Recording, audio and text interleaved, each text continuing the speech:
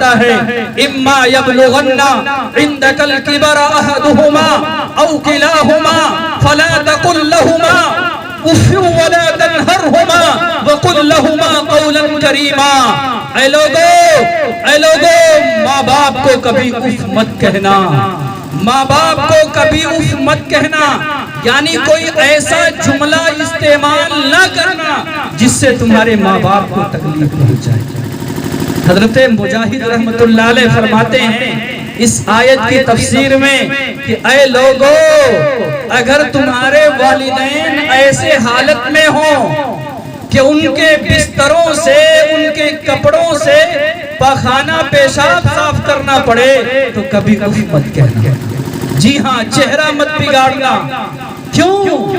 ذرا سوچو، جب تم پیدا ہوئے تھے کچھ بھی نہیں تھے، جب تم پیدا ہوئے تھے اپنے نفع اور نقصان کو نہیں سمجھتے تھے، تم رات میں چلاتے تھے، شور کرتے تھے، پوری رات تمہاری والدہ نیندیں قربان کر دیا کرتی تھی، بستر پر پیشاب کرتے ہو، ماں یہ گوارا نہیں کرتی ہے میرا بیٹا گیلے بستر پر سو جائے، ماں گیلے بستر پر سوتی ہے، تمہیں خوش بستر پر سلاتی ہے، اس لیے فرماتے ہیں کبھی ایسی کیفیت ہو جائے کہ ان کے بستروں سے پاخانہ پیشاب صاف کرنا پڑے تو کبھی اف مت کہنا، اف مت کہنا۔ الحمدللہ نحمده ونستعینه ونستغفره ونؤمن به ونتوکل علیہ ونعوذ باللہ من شرور انفسنا ومن سیئات اعمالنا من يهده الله فلا مضل له ومن يضلله فلا هادي له ونشهد ان لا اله الا الله ونشهد ان محمدا عبده ورسوله اما بعد فقد قال الله تبارك وتعالى في القرآن المجيد اعوذ بالله من الشيطان الرجيم بسم الله الرحمن الرحيم قل تعالوا اتل ما حرم ربكم عليكم الا تشركوا به شيئا وبالوالدين احسانا ولا تقتلوا اولادكم من املاق نحن نرزقكم وإياهم ولا تقربوا الفواحش ما ظهر منها وما بطن ولا تقتلوا النفس التي حرم الله إلا بالحق ذلكم وصاكم به لعلكم تعقلون صدق الله العلي العظيم۔ اسٹیج پر تشریف فرما علماء کرام، سامعین اعظام، پردہ نشین خواتین، میری مائیں اور بہن،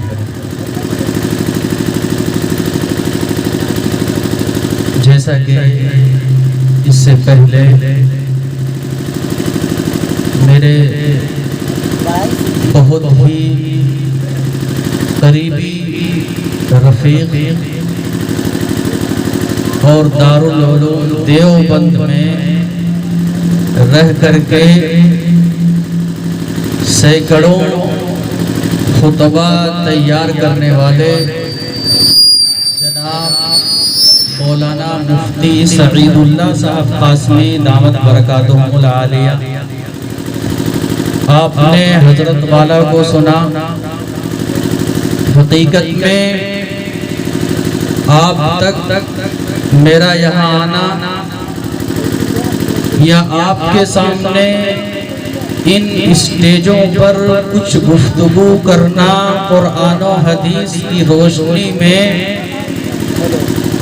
دراصل یہ حضرت مفتی صاحب کی توجہ اور محنت کی برکت ہے۔ یہ ہمارے مربی بھی ہیں، مشفق بھی ہیں اور دارالعلوم میں ہم سے سینئر بھی رہے۔ میں وہ وقت نہیں بھولتا کہ ابھی دارالعلوم دیوبند میں بالکل ایک نیا طالب علم کی حیثیت سے جمعے کے دن احاطے منصری ایک جگہ کا نام ہے، وہاں کے لوگ جو وہاں سے فارغ ہوئے ہیں، جانتے ہیں میں یوں ہی ٹہل رہا تھا، مجھے کچھ پتہ نہیں تھا، میں تو جمعے کی چھٹی منا رہا تھا، لیکن حضرت مفتی صاحب جو آپ کے گاؤں کے رہنے والے ہیں، جنہوں نے سینکڑوں خطبہ تیار کیے ہیں، مجھے انہوں نے دیکھا، ڈانٹ کر کے مجھے انہوں نے بلایا، اپنے حلقے میں بٹھایا اور سال بھر مجھ پر محنت کرتے رہے، ڈانٹتے رہے، کچھ بن جاؤ، کچھ سیکھ لو۔ وہ لمحہ، وہ وقت میری نظروں کے سامنے ہے کہ آپ کی توجہ، آپ کی محنت اور آپ کی تربیت کا نتیجہ ہے کہ میں آپ کے سامنے کچھ کہنے کے قابل ہوا۔ اسی طریقے سے میں اپنی بات شروع کرنے سے پہلے منتظمین جلسہ جنہوں نے اس پروگرام کو سجایا ہے، رچایا ہے، بسایا ہے، ان تمام حضرات کو اور آپ حضرات کو بھی مبارکباد پیش کروں گا کہ اب تک اللہ اور اللہ کے رسول کے نام پر آپ یہاں اکٹھا ہیں۔ دل تو یہی چاہ رہا تھا کہ قاری صاحب نعت نبی گنگناتے رہتے اور ہم فجر تک یوں ہی سنتے رہتے، لیکن بہرحال جلسے کا ایک نظام ہے، ایک طریقہ ہے، ہم سب کی مجبوری ہے۔ اللہ رب العزت ہم سب کو کہنے اور سننے سے زیادہ عمل کی توفیق عطا فرمائے۔ چونکہ وقت کافی ہو چکا ہے، بہت زیادہ تمہید میں نہیں جاؤں گا، میں اپنی اصل بات آپ کے سامنے رکھتا ہوں۔ میں نے قرآن کریم کی ایک آیت، تھوڑی سی لمبی آیت تلاوت کی، چونکہ مجھے جو عنوان دیا گیا ہے وہ ہے اصلاح معاشرہ، ہمارے معاشرے کی، سماج کی اصلاح کیسی ہو، کس طریقے سے ہو، اس کا طریقہ کیا ہو، کمیاں کیا ہیں، کوتاہیاں کیا ہیں۔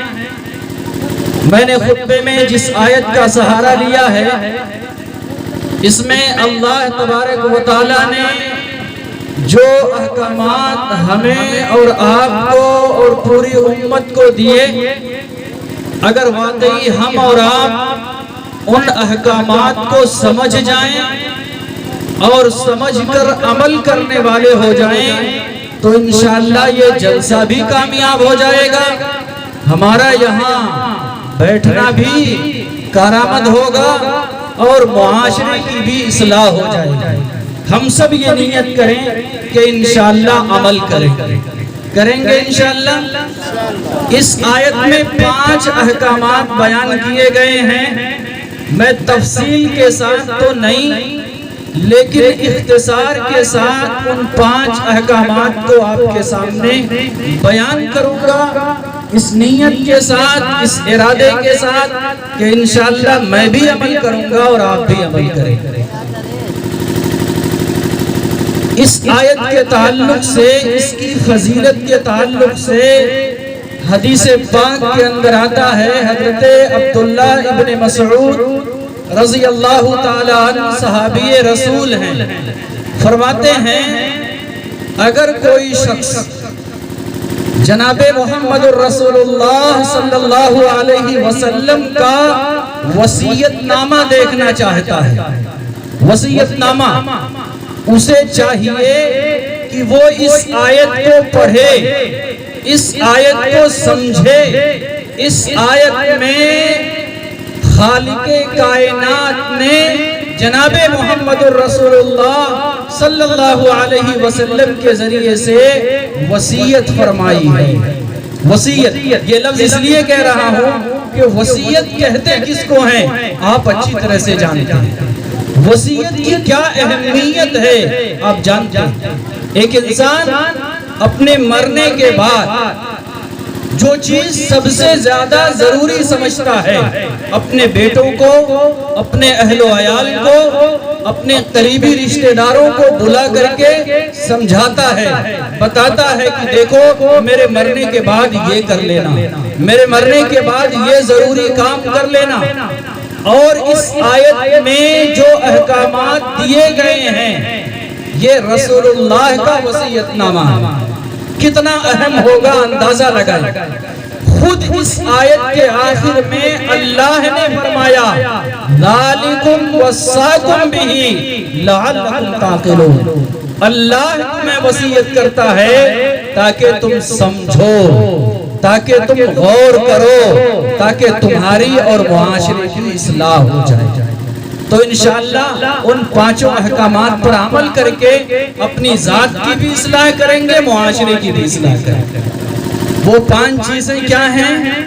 سب سے پہلی چیز اللہ نے فرمایا اللہ تشرکو بہ شیئا، اے لوگو، اے انسانوں، اللہ کے علاوہ کسی کو شریک نہ ٹھہرانا، اللہ کے علاوہ کسی کو رب نہ ماننا، اللہ کے علاوہ کسی کو خالق نہ ماننا، اللہ کے علاوہ کسی کو رازق نہ ماننا، اللہ کے علاوہ کسی کو عزت دینے والا نہ سمجھنا۔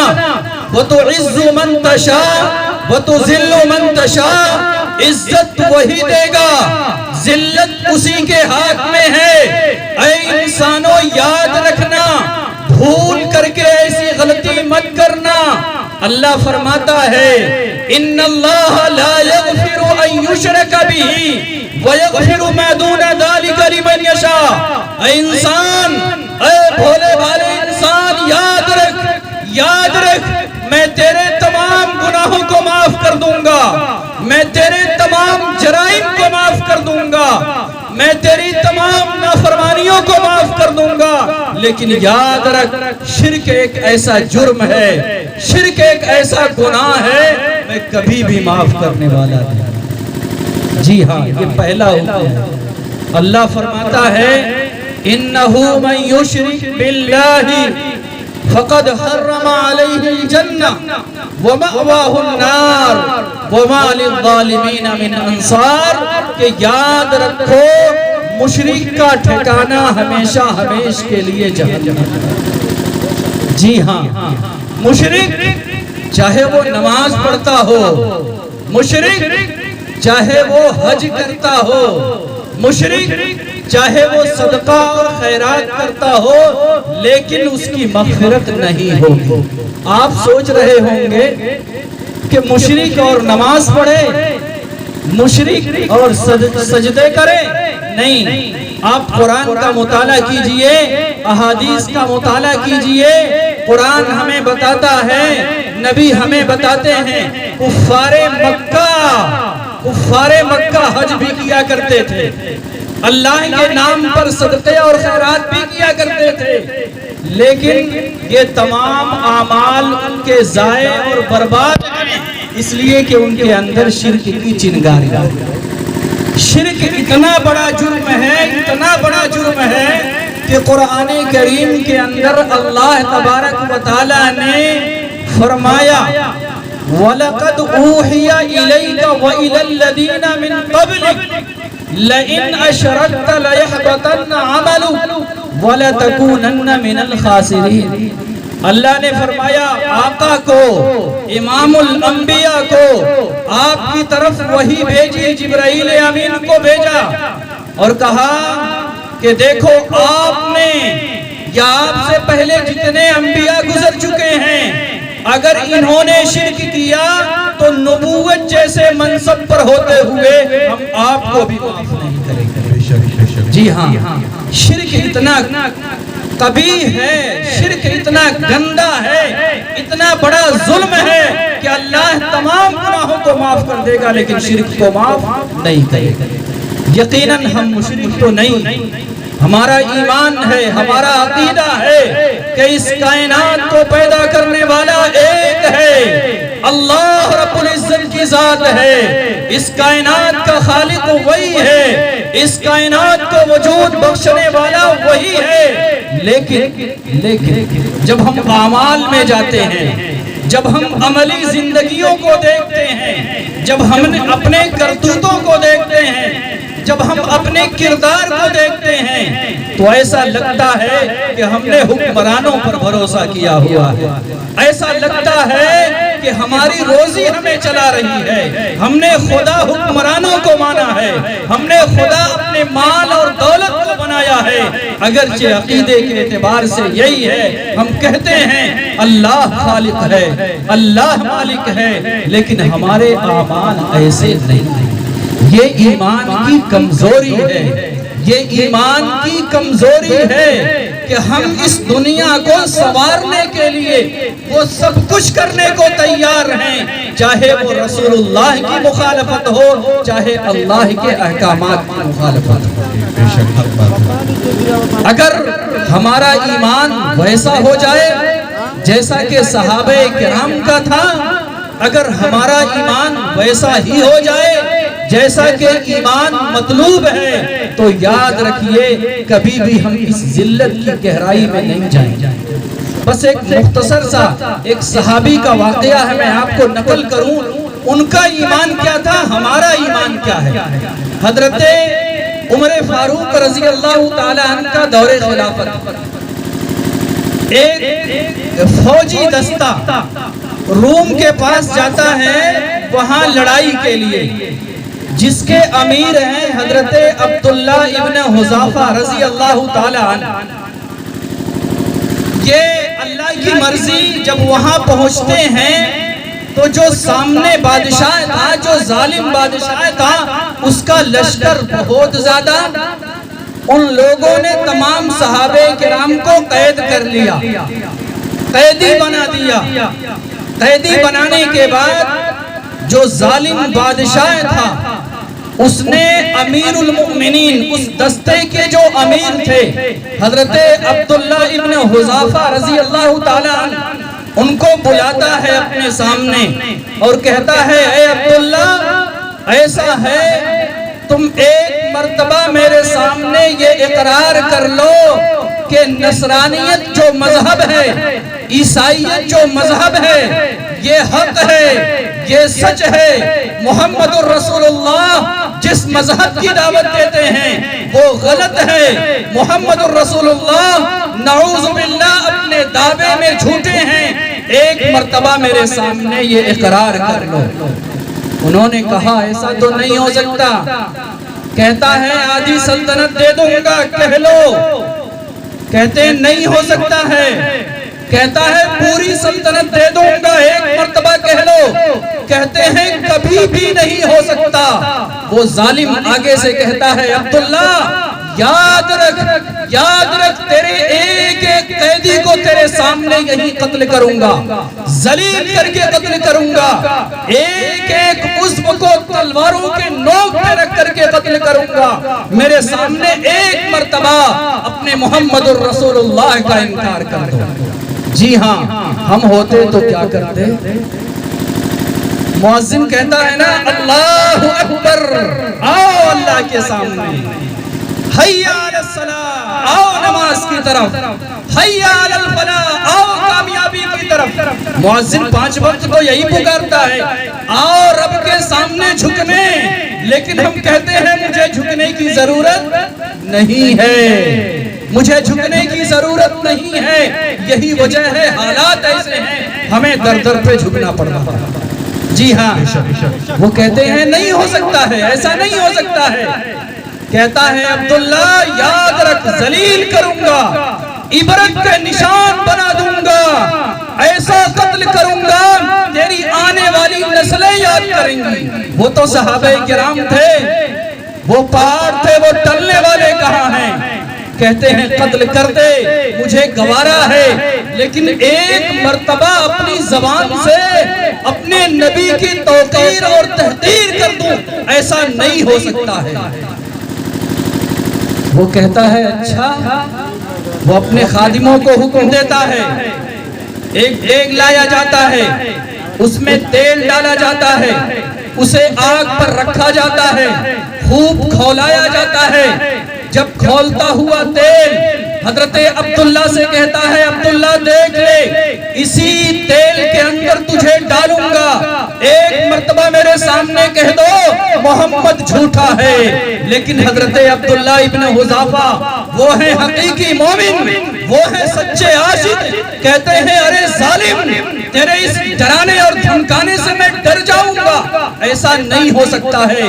چنانچہ وہ ظالم، وہ سخت دل انسان حضرت عبداللہ ابن حذافہ رضی اللہ تعالیٰ عنہ کے سامنے ایک قیدی کو بلاتا ہے، ایک صحابی کو بلاتا ہے، آپ کے ایک فوجی کو بلاتا ہے، اس کھولتے ہوئے تیل میں ڈالتا ہے، سیکنڈوں لگتے ہیں، کھال اتر گئی، بالکل وہ جل گئے، تیل کے اوپر تیرتے ہوئے نظر آتے ہیں۔ عبداللہ کہتا ہے، عبداللہ سے کہتا ہے حضرت عبداللہ ابن حذافہ رضی اللہ تعالیٰ عنہ، عبداللہ دیکھ لے یہی حشر تیرے ساتھ کروں گا۔ حضرت عبداللہ ابن حذافہ رضی اللہ تعالیٰ عنہ، ان کے آنکھوں سے آنسو کے قطرات گرنے لگتے ہیں، آنکھوں سے آنسو کے قطرات۔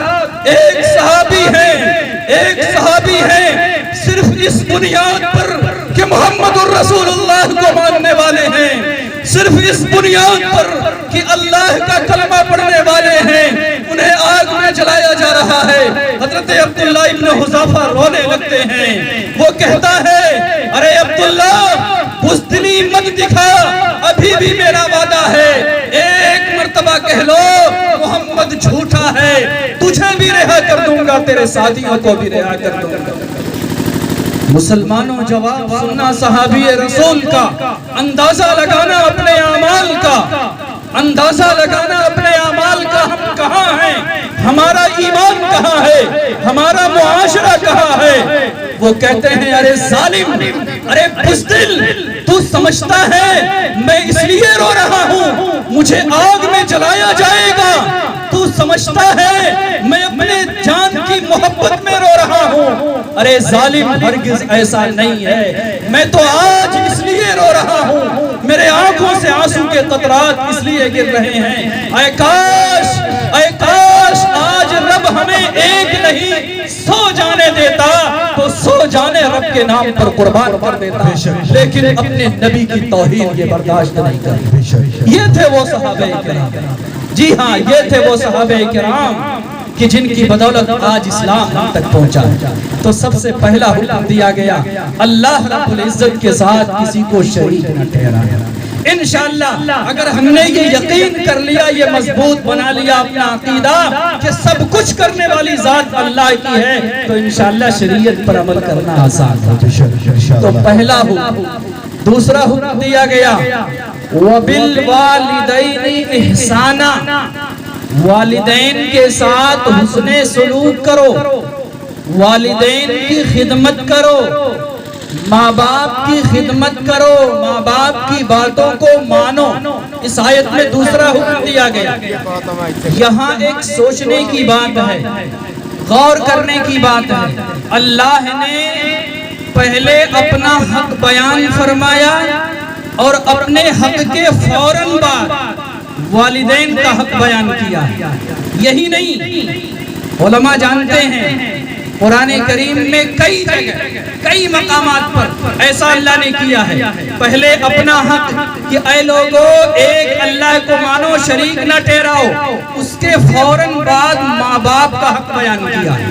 چنانچہ ایک جگہ فرمایا وَقَضَىٰ رَبُّكَ أَلَّا تَعْبُدُوا إِلَّا إِيَّاهُ وَبِالْوَالِدَيْنِ إِحْسَانًا، اللہ کی عبادت کرنا، کسی کی عبادت نہ کرنا، والدین کے ساتھ حسن سلوک کرنا۔ ایک جگہ اور فرمایا وَإِذْ أَخَذْنَا مِيثَاقَ بَنِي إِسْرَائِيلَ لَا تَعْبُدُونَ إِلَّا اللَّهَ وَبِالْوَالِدَيْنِ إِحْسَانًا۔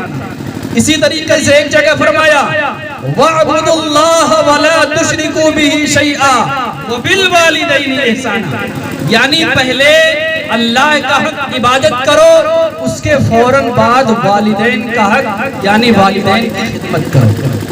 یہ ایسا بیان کرنے کا مقصد کیا ہے؟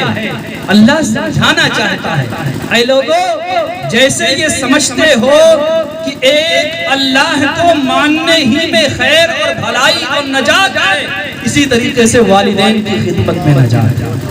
اگر والدین کو ٹھکراؤ گے، والدین کی نافرمانی کرو گے اور یہ سمجھو ہم کامیاب ہو جائیں گے، ایسا نہیں ہو سکتا۔ اللہ فرماتا ہے اما یبلغن عندک الکبر احدہما او کلاہما فلا تقل لہما، اف ولا تنہرہما وقل لہما قولا کریما۔ اے لوگو ماں باپ کو کبھی اف مت کہنا، ماں باپ کو کبھی اف مت کہنا، یعنی کوئی ایسا جملہ استعمال نہ کرنا جس سے تمہارے ماں باپ کو تکلیف پہنچ جائے۔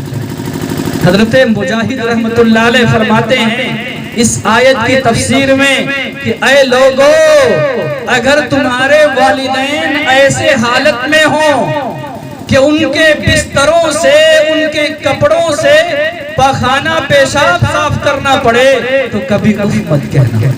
جی ہاں، چہرہ مت بگاڑنا۔ کیوں؟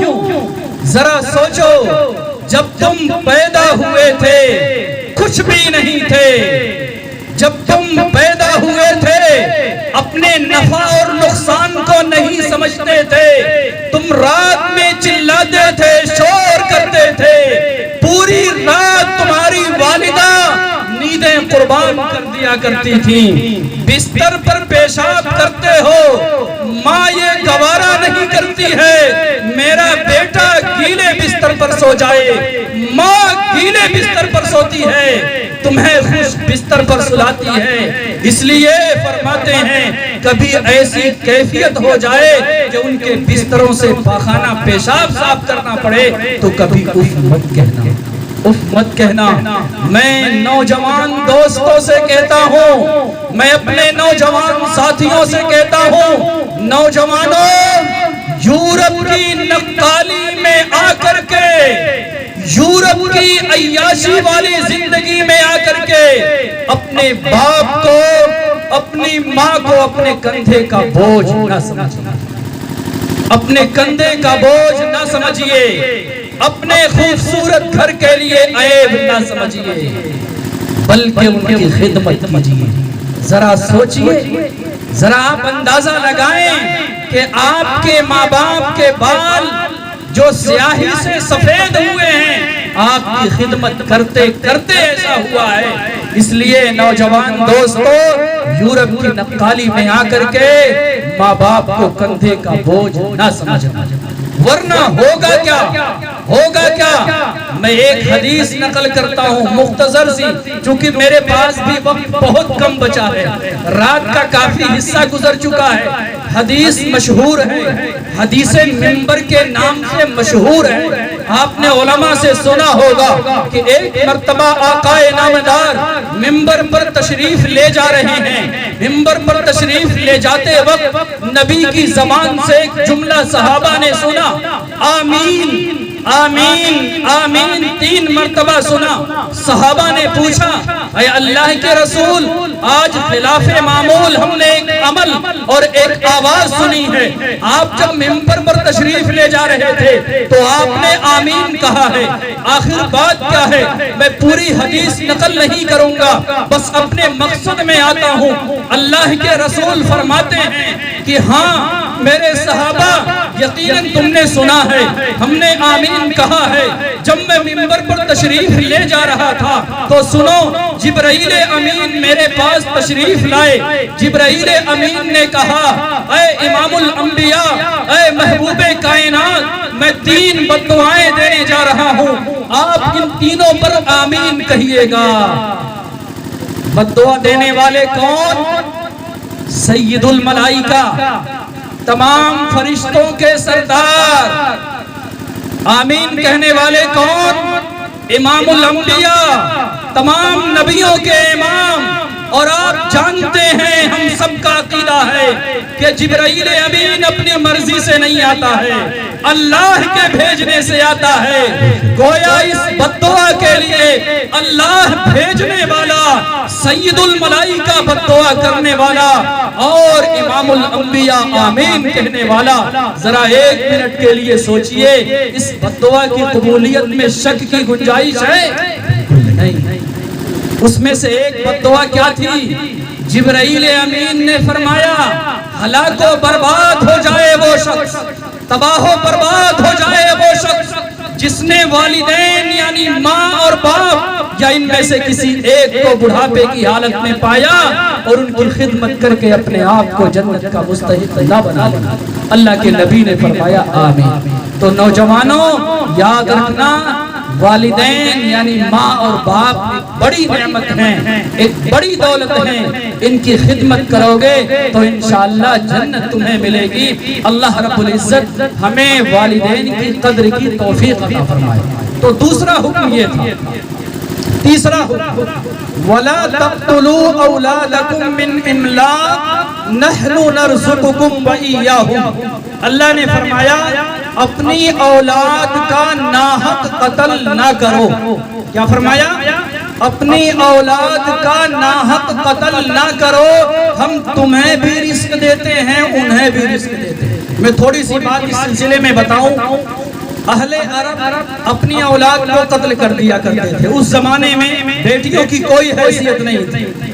وہ یہ سمجھتے تھے کہ ہماری بیٹیاں کل جوان ہوں گی، جن کو ہم نے پالا ہے، ہم نے پرورش کی ہے، ہم نے کھلایا ہے، ہر طریقے کا انتظام کیا ہے، کل یہ جوان ہوں گی، دوسروں کے گھر جائیں گی، یہ ہمارے لیے شرم کی بات ہے، اس لیے بچیوں کو قتل کر دیا کرتے تھے۔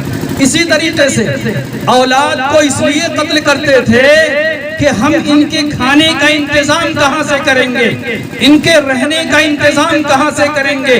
گویا غربت کی وجہ سے، فقر کی وجہ سے اپنی اولاد کو قتل کر دیا کرتے تھے۔ اللہ نے فرمایا وَلَا تَقْتُلُوا أَوْلَادَكُمْ مِنْ إِمْلَاقٍ، اے لوگوں اپنی اولاد کو غربت کی وجہ سے قتل نہ کرو۔ کیوں قتل کیوں کرتے ہو؟ اسی لیے تو ہم کھلائیں گے کہاں سے، پلائیں گے کہاں سے، ان کے کھانے کا انتظام کہاں سے ہوگا۔ رب کہتا ہے سنو، جہاں سے تم کھاتے ہو وہیں سے تمہاری اولاد کھائے گی، جہاں سے تمہارے رہنے کا انتظام ہے وہیں سے تمہاری اولاد کے رہنے کا انتظام ہوگا۔ تمہاری یہ سوچ، تمہارا یہ عقیدہ، تمہاری یہ فکر کہ تمہاری دکان تمہیں چلا رہی ہے، تمہارا کاروبار تمہیں چلا رہا ہے، تمہاری دولت تمہیں روزی دے رہی ہے، یاد رکھو روزی دینے والا میں ہوں، روزی دینے والا میں ہوں۔ یہ دکان، یہ کاروبار، یہ تجارت سبب تو ہو سکتے ہیں لیکن خالق اور رزاق میں ہوں۔ اور یاد رکھو ہم نے دنیا میں جتنے جانداروں کو پیدا کیا ہے سب کے روزی کا انتظام ہم نے لیا، اس لیے اپنی اولاد کا جسمانی قتل نہ کرو۔ مفسرین نے اسی میں لکھا ہے آگے کہ جس طریقے سے اولاد کا جسمانی قتل حرام ہے، اسی طریقے سے اولاد کا روحانی قتل بھی حرام ہے۔ روحانی قتل کا مطلب کیا ہے؟ جو لوگ اپنی اولاد کے ذہنوں میں اللہ اور اللہ کے رسول کی محبت نہیں بٹھاتے ہیں، جو لوگ اپنے بچوں کے سادہ دلوں میں نبی کی تعلیمات کو نہیں بٹھاتے ہیں، جو لوگ اپنے چھوٹے چھوٹے بچوں کو یورپ سے مرعوبیت کے لیے انگریزی اسکولوں میں بھیجتے ہیں، مدارس سے، قرآن سے، سنت نبوی سے دور رکھتے ہیں، یاد رکھیے ایسے والدین، یاد رکھو آپ اپنی اولاد کا روحانی قتل کر رہے ہو۔ جس طریقے سے اولاد کا جسمانی قتل حرام ہے، اسی طریقے سے اولاد کا روحانی قتل بھی حرام ہے۔ جی ہاں، وہ اولاد جن کو ہم نے اللہ اور اللہ کے رسول کے تعلق سے نہیں، ان کے ذہنوں میں تعلیمات کو نہیں بٹھایا ہے، ہمیں فخر ہے اپنی اولاد پر۔ ہمارا بیٹا ڈاکٹر ہے، ہمارا بیٹا انجینئر ہے، ہمارا بیٹا فلاں عہدے پر فائز ہے۔ یاد رکھو کل قیامت میں جب اللہ کے سامنے کھڑے کیے جاؤ گے، جب اللہ کی عدالت لگی ہوگی، جب یہ فیصلہ ہونے والا ہے یا تو جہنم ہے یا تو جنت ہے، ایسے فیصلے کے وقت، ایسی عدالت کے وقت آپ کی اولاد، آپ کے بچے، آپ کے وہی بچے جن کے لیے آپ نے خون پسینہ بہایا ہے، جن کے لیے آپ نے رات دن ایک کر دیا ہے، وہی بچے اللہ کے سامنے کھڑے ہوں گے، اللہ کے سامنے کہیں گے ربنا انا اطعنا سادتنا و کبراءنا السبیلا، اے پروردگار عالم ہمیں گمراہ ہمارے والدین نے کیا ہے، اے اللہ ہمیں گمراہ ہمارے والدین نے کیا ہے۔ ہمارے والدین نے کہا تھا، ہمارے ماں اور باپ نے کہا تھا ڈاکٹر بن جاؤ، انجینئر بن جاؤ، ہم سب کچھ کر کے دکھا دیے۔ اگر ہمارے والدین یہ کہہ دیتے عالم دین بن کر کے دکھا دو، ہم وہ بھی کر دیتے۔ لہذا سب سے بڑا قصور ہمارے والدین کا ہے، اور یہی تک نہیں، آگے آپ کی اولاد کہے گی، آپ کی اولاد جسے آپ نے دینی تعلیم سے آراستہ نہیں کیا ہے، آگے کہے گی، قرآن کہتا ہے ربنا آتہم ضعفین من العذاب ولعنہم لعنا کبیرا، اے اللہ ہم تو عذاب کے مستحق ہیں، ہمارے والدین کو دگنا عذاب دیجیے، ان پر لعنت کی بارش ہو، انہوں نے مجھے گمراہ کیا۔ اگر بچپن میں بتایا ہوتا رسول کون ہے، اگر بچپن میں بتایا ہوتا قرآن ہوتا کیا ہے، اے اللہ ہم ہرگز ایسا نہ کرتے۔ سب سے بڑے مجرم ہمارے ماں باپ ہیں، لہذا ہمارے ماں باپ کو دگنا عذاب دیجیے۔ میں ایسے موقع پر اپنی پردہ نشین ماں بہنوں کو مخاطب کر کے کہتا ہوں، میری ماں یاد رکھو، لڑکوں کو بگاڑنے میں، بچوں کو بگاڑنے میں سب سے بڑا رول ہماری ماں اور بہنوں کا ہوتا ہے۔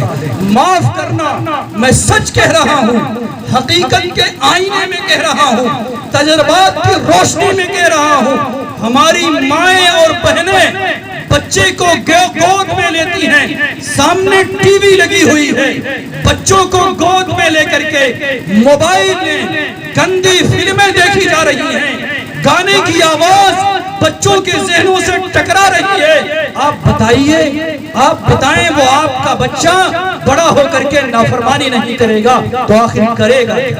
اس لیے میری ماں بہنوں، سب سے پہلی ذمہ داری آپ کی بنتی ہے، آپ کی گود بچے کے لیے سب سے پہلی تربیت گاہ ہے، آپ کی گود بچے کے لیے سب سے پہلا مدرسہ ہے، لہذا بچے کی سب سے اولین ذمہ داری آپ کی بنتی ہے، آپ تربیت کیجئے، چغل خوری والی مجلسوں کو ہٹائیے، بننا سورنا چھوڑیے، مارکیٹوں میں بن سور کر کے جانا چھوڑیے، سب سے پہلے اپنے بچوں کی تعلیمی تربیت کیجئے، سنت ان کے ذہنوں میں بٹھائیے، اپنے لیے آئیڈیل حضرت عائشہ کو بنائیے۔ افسوس کا مقام ہے آج ہماری ماں نے اپنے لیے آئیڈیل یورپ کی ناچنے گانے والی آوارہ عورتوں کو بنا لیا ہے، وہ ان جیسا بننا چاہتی ہیں۔ یہی وجہ ہے کہ آج پورا معاشرہ تباہ و برباد ہو رہا ہے، ہمارے چھوٹے چھوٹے بچے ان کی زبانوں پر فلمی ڈائیلاگ ہوتی ہے۔ اس لیے میری ماں بہنوں یاد رکھو، میری بات آپ کو بری لگے گی لیکن سچ کہہ رہا ہوں، سب سے بڑی ذمہ دار آپ ہو۔ آپ نے اگر انشاءاللہ تہیہ کر لیا، عزم کر لیا، ارادہ کر لیا، بچے کو دیندار بنائیں گے، بچی کو دیندار بنائیں گے، تو یاد رکھیے وہ بچے دیندار بنائیں گے، لیکن شرط یہ ہے کہ آپ دیندار بن کر کے دکھاؤ۔ تو تیسرا حکم دیا گیا کہ نہ تو اولاد کا جسمانی قتل کرو اور نہ ہی روحانی قتل کرو، یعنی دینی تعلیم سے آراستہ کرو۔ اور چوتھا حکم دیا گیا وَلَا تَقْرَبُوا الْفَوَاحِشَ مَا ظَهَرَ مِنْهَا وَمَا بَطَنَ، فحش باتوں کے قریب نہ جاؤ، چاہے وہ ظاہر میں ہو چاہے وہ اندرون میں ہو۔ ظاہر کا مطلب یہ ہے زبان سے کوئی غلط کام، آنکھ سے کوئی غلط کام، ہاتھ سے کوئی ظلم و زیادتی یا یوں ہی ننگا ناچ کرنا، یہ وہ بیماری ہے جس کا تعلق فحش سے ہے، ظاہر سے ہے۔ آج اس کے اندر ہمارا نوجوان بھی ملوث ہے اور ہماری بہنیں بھی ملوث ہیں۔ بڑے افسوس سے کہہ رہا ہوں، بڑے افسوس سے کہہ رہا ہوں، جب آج ہم مارکیٹ میں جاتے ہیں، جب اپنی بہنوں کو دیکھتے ہیں، ایسے لباس میں ہماری بہنیں آتی ہیں، واقعی کہتا ہوں جب ان پر نظر پڑتی ہے ہمارا سر شرم سے جھک جاتا ہے، ہمارا دل یہ یقین نہیں کرتا یہ ہماری مائیں ہو سکتی ہیں، یہ ہماری بہنیں اس لباس میں ہو سکتی ہیں۔ میری ماں بہنوں، اپنے اوقات کو پہچانو، اپنے اندر حیا پیدا کرو۔ اگر آپ کے اندر حیا آ گئی تو انشاءاللہ تمام برائیاں ختم ہو جائیں گی۔ چونکہ حیا کے اندر وہ طاقت ہے، حیا کے اندر وہ قوت ہے جو انسان کی پڑتی نگاہوں کو جھکا دیتا ہے۔ حیا کے اندر وہ طاقت ہے جو انسان کے غلط قدموں کو روک دیتی ہے۔ اس لیے اپنے اندر حیا پیدا کرو اور وہ تمام برائیاں جن کا تعلق ظاہر سے ہے یا جن کا تعلق باطن سے ہے، عہد کرو کہ انشاءاللہ ہم اپنے دل میں کسی کے تعلق سے کینہ نہیں رکھیں گے، انشاءاللہ ہم اپنے دل میں کسی کے تعلق سے حسد نہیں رکھیں گے۔ آج معاشرے کا سب سے بڑا المیہ یہی ہے، ہم دعویٰ تو کرتے ہیں محمد رسول اللہ کے شہدائی ہیں، ہم دعویٰ تو کرتے ہیں ہم عاشق نبی ہیں، لیکن ہمیں عشق رسول کا طریقہ نہیں معلوم، ہمیں سنت نبوی کا طریقہ نہیں معلوم۔ مسلمانوں ذرا نگاہ دوڑاؤ نبی کے طریقے پر، ذرا نگاہ دوڑاؤ نبی کی زندگیوں پر کہ نبی نے وہ کیا اخلاق پیش کیے تھے کہ جو لوگ نبی کے دشمن تھے، جانی دشمن تھے، وہ آپ کے قدموں میں آ کر کے گرتے ہیں اور لا الہ الا اللہ محمد رسول اللہ کا کلمہ پڑھتے ہیں۔ وہ طاقت تھی اخلاق کی، وہ طاقت تھی اخلاق کی۔ آج ہمارے اندر نفرتیں کوٹ کوٹ کر کے بھری ہوئی ہیں، آج ہمارے اندر حسد کوٹ کوٹ کر کے بھرا ہوا ہے۔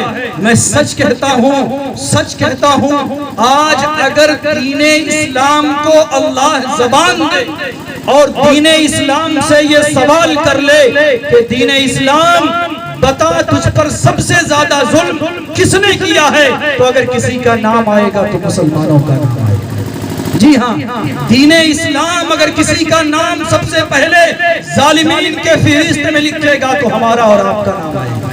کیوں نام آئے گا؟ ہم نے ایک طرف کہا ہم مسلمان ہیں، ہم نے ایک طرف کہا ہم محمد رسول اللہ کے چاہنے والے ہیں، اور ہمارے اندر ظلم ہے، ہمارے اندر زیادتیاں ہیں، ہمارے اندر بد اخلاقی ہے، ہمارے اندر رشوت ہے، ہمارے اندر جھوٹ ہے، ہمارے اندر زناکاری ہے، ہمارے اندر بدکاری ہے۔ گویا ہم برادران وطن کو یہ پیغام دینا چاہتے ہیں کہ اے لوگوں، اسلام جھوٹ کی اجازت دیتا ہے، اے لوگوں اسلام ظلم کی اجازت دیتا ہے، اے لوگوں اسلام رشوت کی اجازت دیتا ہے۔ مسلمانوں، اسلام کو نقصان ہم نے پہنچایا ہے، ہماری زندگیوں نے پہنچایا ہے، ہمارے کرتوت نے پہنچایا ہے، ہمارے کردار نے پہنچایا ہے۔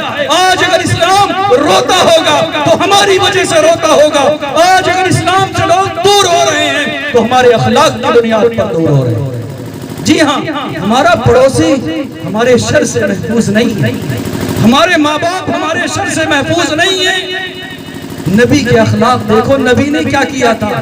وہ بڑھیا روزانہ کوڑے ڈالا کرتی تھی، بڑا مشہور واقعہ ہے، آپ نے سنا ہے، میرے آقا کے جسم اطہر پر نفرت کی بنیاد پر روزانہ کوڑے ڈالا کرتی تھی۔ کوڑے ڈالنا بند کر دیا، نبی نے پتہ کیا تو معلوم ہوا اس کی طبیعت خراب ہے، وہ بستر مرگ پر ہے۔ نبی کے اخلاق کو دیکھو، ہم ہوتے تو کیا کرتے؟ نبی اپنے ساتھیوں کے ساتھ اس بڑھیا کے دروازے پر جاتے ہیں، جو بڑھیا روزانہ گندگی ڈالا کرتی تھی، کوڑے ڈالا کرتی تھی۔ نبی اس بڑھیا کے دروازے پر جاتے ہیں، دستک دیتے ہیں، بڑھیا کے گھر کوئی نہیں، ایک بچی ہے، بڑھیا کہتی ہے دیکھو ذرا کون ہے۔ وہ بچی آتی ہے، سوراخ سے ہم سب کے آقا کا چہرہ دیکھتی ہے، وہ کانپ جاتی ہے، ڈر جاتی ہے، جا کر کے ماں سے کہتی ہے ماں وہی شخص آیا ہوا ہے جس کے جسم پر تم روزانہ کوڑے ڈالا کرتی تھی، اے ماں بدلہ لینے کے لیے آیا ہوا ہے، اکیلے نہیں ساتھیوں کے ساتھ آیا ہے، لشکر لے کر کے آیا ہے۔ ماں کیا ہوگا آج، کیا ہوگا ہمارے ساتھ؟ آج ہماری عزت کے ساتھ کھلواڑ کیا جائے گا، آج ہماری زندگی کا آخری دن ہوگا۔ قربان جائیے نبی کے اخلاق پر۔ نبی دوبارہ دستک دیتے ہیں، دوبارہ آواز دیتے ہیں، بڑھیا کہتی ہے اے بچی دروازہ کھول دو، دروازہ کھول دو، ہم اس محمد سے رحم کی بھیک مانگ لیں گے، ہو سکتا ہو وہ محمد ہمیں معاف کر دے، ہو سکتا ہو محمد مجھے معاف کر دے، یقیناً ہم سے غلطیاں ہوئی ہیں۔ جیسے ہی اس نے دروازہ کھولا، نبی اس بڑھیا کے پاس آتے ہیں، بڑھیا اس مصیبت میں، اس پریشانی میں مارے ڈر کے بیٹھ جاتی ہے، کانپنے لگتی ہے، کانپتے ہوئے زبان سے کہتی ہے محمد مجھے معاف کر دو، محمد مجھے معاف کر دو، قربان جائیے اس آقا پر۔ آقا کہتے ہیں اے میری ماں، اے میری ماں، اسی کو کہہ رہے ہیں جو بڑھیا کوڑے ڈالا کرتی تھی، اے ماں میں خدمت کے لیے حاضر ہوں، اے ماں تجھے ضرورت کس چیز کی ہے؟ دوا کی ضرورت ہے، خدمت کی ضرورت ہے، علاج کی ضرورت ہے، میں ہوں، میرے ساتھی ہیں، میرے دوست و احباب ہیں، تم آواز دو، تم ایک مرتبہ کہو، سب کے سب حاضر ہیں۔ قربان جائیے آقا کے اس اخلاق پر، وہ بڑھیا پلٹ کر کے کہتی ہے اے آقا دوا بعد میں، اے آقا علاج بعد میں، اے آقا پہلے کلمہ پڑھوا لو اور اسلام کے دائرے میں داخل کر لو۔ یہ تھا اخلاق، یہ تھا کردار جس کی بنیاد پر آج اسلام ہم تک پہنچا ہے، پوری دنیا میں پہنچا ہے۔ یہی وہ اخلاق تھے جس کے ذریعے سے سخت دل انسانوں کو موم ہم سب کے آقا نے کیا تھا۔ آج وہی اخلاق ہم نے چھوڑے ہیں، آج وہی کردار ہمارے اندر نہیں ہے۔ اگر وہی نبی والا کردار، نبی والے اخلاق ہم اور آپ اپنانے والے ہو جائیں تو انشاءاللہ لوگ اسلام کے دائرے میں داخل ہو جائیں گے۔ افسوس ہوتا ہے جس نبی نے آپ کی خاطر، ہماری خاطر اتنی محنتیں کی ہیں، اتنی مشقتیں کی ہیں، اتنی قربانیاں دی ہیں۔ حدیث پاک کے اندر آتا ہے ہم سب کے آقا راتوں رات کھڑے ہو جاتے تھے، صرف رب سے یہی دعائیں کرتے تھے یا رب امتی، یا رب امتی، اے میرے رب میری امت کا کیا حال ہوگا، اے میرے رب میری امت کا کیا حال ہوگا۔ جس نبی نے اپنی امت کے لیے راتوں رات رب سے دعائیں کی ہیں، آج اس امت کا حال یہ ہے، آج اس امت کا حال یہ ہے کہ اس نبی کے چہرے میں اس نوجوان کو شرم آتی ہے، اس نبی کے لباس میں آج ہمیں اور آپ کو شرم آتی ہے۔ ارے نوجوانوں، ارے نوجوانوں، اس نبی کو سوچو، اس نبی کو سوچو۔ دعا مانگو، جو دل میں آئے مانگو، فوراً قبول کر لوں، فوراً اسے پورا کر دوں گا۔